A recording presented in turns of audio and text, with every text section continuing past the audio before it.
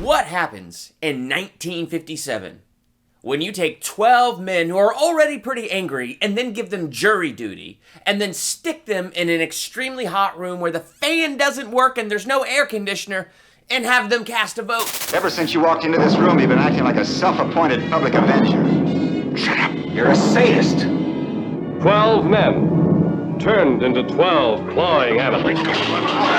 Well, that's the 1957 movie 12 Angry Men. Can they get past their personal bias and give an unbiased judgment? It's a fascinating film. Let's talk about it.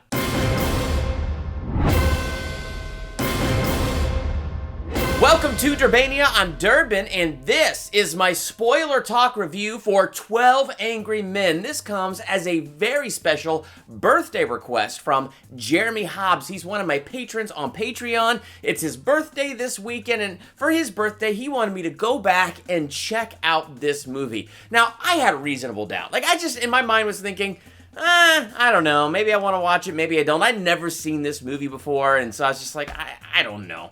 Well, it won me over, Jeremy. I hit play, and I was surprised, because normally, I'm not a fan of dialogue-driven film. I like story-driven, but this was a very good mix. It was dialogue-driven, it was character-driven, but it was telling a fascinating story and kind of had an interesting approach to telling that story. So really, I was surprised. So I'm going to go ahead and give this movie a B+. Now, the reason B+, not in the A range, is because maybe it's a little of my own personal bias. It's not my particular genre of movie, so it's not the type of movie that I would probably go back to and watch again and again. But for it being something that isn't in my typical genre of movie, it did hold my attention. It kept me interested. It got me attached to each and every single character around that table. It got me mad and riled up at some of the characters. It got me feeling more compassionate to other characters. Then it, turned my mind on some of those characters I got mad about, and I started feeling some compassion for them. It did a really good job taking my attention and holding it. And the dialogue, the lines, what they were going through was incredibly interesting. So really the plot of this movie is you have this 18-year-old kid who's on trial for murder of his father.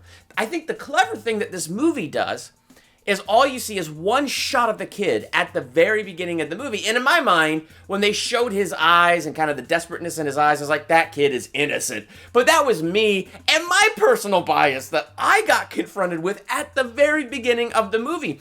But again, the movie doesn't go through the trial. It doesn't show you the evidence in the trial. All the movie is one room, and it's the juror room where these 12 angry men sit at this table and go over the evidence. And that's probably why I was thinking to myself, I don't really want to watch that because that sounded really boring. And it wasn't. It wasn't boring at all. It got incredibly interesting. And I was hooked right at the beginning because already you could tell they're setting up things in the environment. So it's like a heat wave going on. It's incredibly hot, and they can't get the fan on the wall to work. So they're already frustrated because it's so hot. They're wearing suits with the suit jackets, mostly long sleeve shirts. You could see they're all sweating except for one guy who apparently doesn't sweat. Wouldn't that be a wonderful gift to have in life? And so you can already tell, they're angry and they're frustrated they have to be there. But they're not super angry because 11 out of the 12, without a shadow of a doubt, believe this kid is guilty. It's Henry Fonda, who I believe is juror number 8, who has reasonable doubt. And he doesn't know for sure whether the kid is innocent or not, but there's enough with all the evidence put together that he has reasonable doubt. And so the penalty for this kid murdering his father was just going to be the chair. He's 18 years old, and he was going to go straight to the chair. It's a death sentence. So really, these 12 men in this room are deciding the fate of this kid. And so juror number 8 takes it seriously, whereas the others are talking about the attorneys as if they were actors in a movie or sports figures, kind of going over, yeah, the way he laid out those points chronologically, he did a really great job with that. And, so they're talking about it like it was a source of entertainment. One guy was talking about how he was bored. It was kind of a lame movie. We all know he did it. And so the burden was on juror number 8 to prove to these other 11 angry men why you should have reasonable doubt. And so this is where things get frustrating because it's incredibly hot. They all believe that the kid is guilty. And what's interesting is I did a review some years back on the Stephen King movie The Mist, and what I liked about doing that theological analysis was the idea that this supernatural event had occurred and everybody was trapped in this grocery store. So everybody was trapped in one single environment, and this supernatural event, this mist, it was the pressure that was put on them. And when the pressure was put on them, it's interesting what actually came out, how the lens, the bias through which they are seeing life. Because again, they're on a jury. They're supposed to be as unbiased as possible. They're in an extremely hot room, and they're trying to make a decision about whether this kid should die or not. And most of them are like, yeah, he should just die. But one guy says, no, he's innocent. Suddenly what this does is it puts the pressure on. And when it puts the pressure on, what you begin to see is what's inside of each of these men all around the table. You begin to see the lens through which they see life. Here they are supposed to give an unbiased opinion, but everybody there has a biased opinion and a biased thought. And what's interesting at the beginning is the majority of the men in that room are just extremely rude and mean to Henry Fonda because he has reasonable doubt. He's not saying they're wrong even. He's just saying he has reasonable doubt. And so what's interesting is, to me, what I related in that moment is the Facebook bumper sticker mentality. And what that is sometimes on Facebook nowadays in 2020, what we do, we put up an opinion and it's a bumper sticker. It's us saying, hey, I'm right. And if you disagree, you're stupid.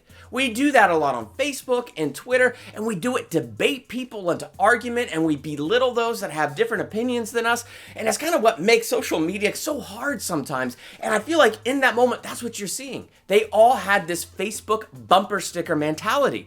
No, I'm right, you're wrong, and that's that. And all juror number 8 was doing was not calling them wrong. He was saying, no, could we just question the evidence?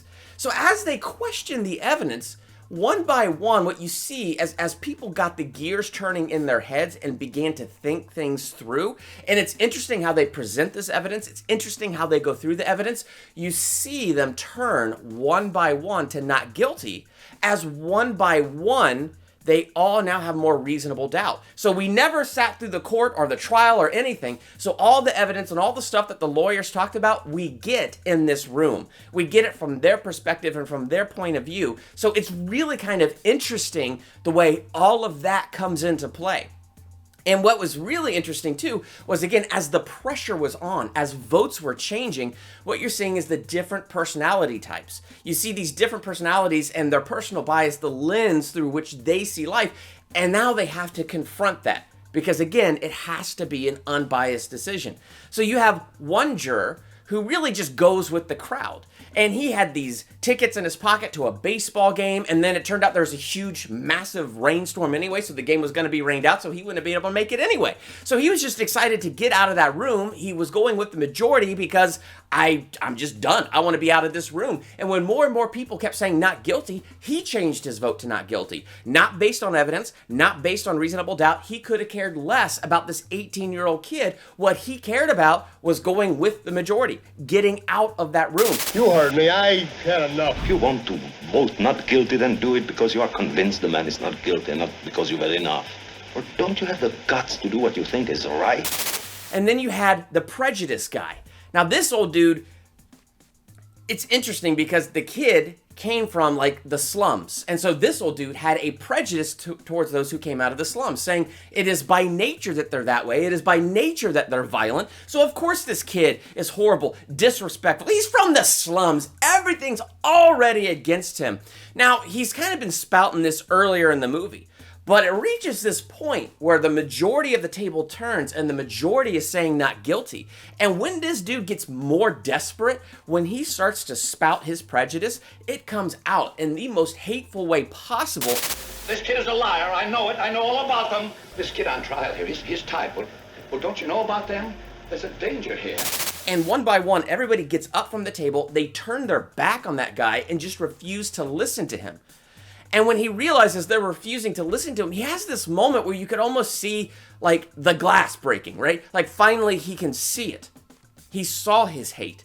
He saw his prejudice.